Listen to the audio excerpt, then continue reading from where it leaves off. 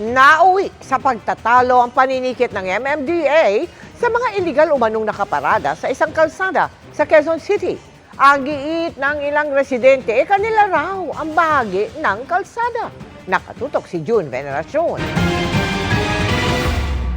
Binabayaran namin to, wala kang karapatang gamitin yan. It's very unlikely to have a private auction. Pumalag ang ilang residente ng Homart Road, Quezon City sa clearing operations ng MMDA matapos may mga matow at matikitan sa kanila dahil sa illegal parking. Tanong nila, paanong illegal parking? Pag-aari raw nila ang bahagi ng gilid ng kalsada kung saan sila nakaparada.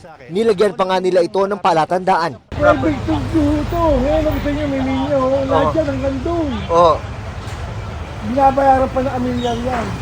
pag-aari po ng angkan nyo. Oo. Magkakamag-aano kami nito. Ipinagamit lang daw sa gobyerno ng mga nakatatanda sa kanila ang property para lumuwag ang kalsada. Ganito na lang, pakita ko yung titulo. Sige.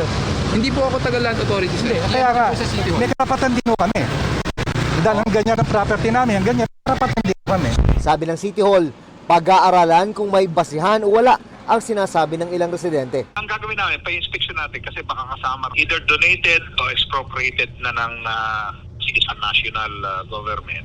Pero hindi pa nababayaran. Sabi ng MMDA, marami na silang natatanggap na reklamo tungkol sa mga sagabal sa kalsada sa Howard Road. Lalabag truck. Hindi na po nakadaan. Yun po yung problema. Sa Quezon City, 60 ang na-issuehan ng ticket. 14 na sasakyan naman ang natow.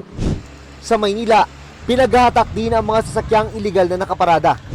Sa Pasig City, hindi naman pinalampas ang mga lumalabag umano sa batas trapiko. May natikitan dahil sobrang sakay sa motorsiklo. Lagi rin daw nag-ooperate sa Pasong Tamo, Makati para i-clear ang mga illegal parking at vendors. Sa ngayon po, wala po kami mga personal na may ordinance violation receipts o yung mga panikit para sa mga violators. So, talagang pinaka-nagagawa lang po namin is sitahin po talaga at paalisin.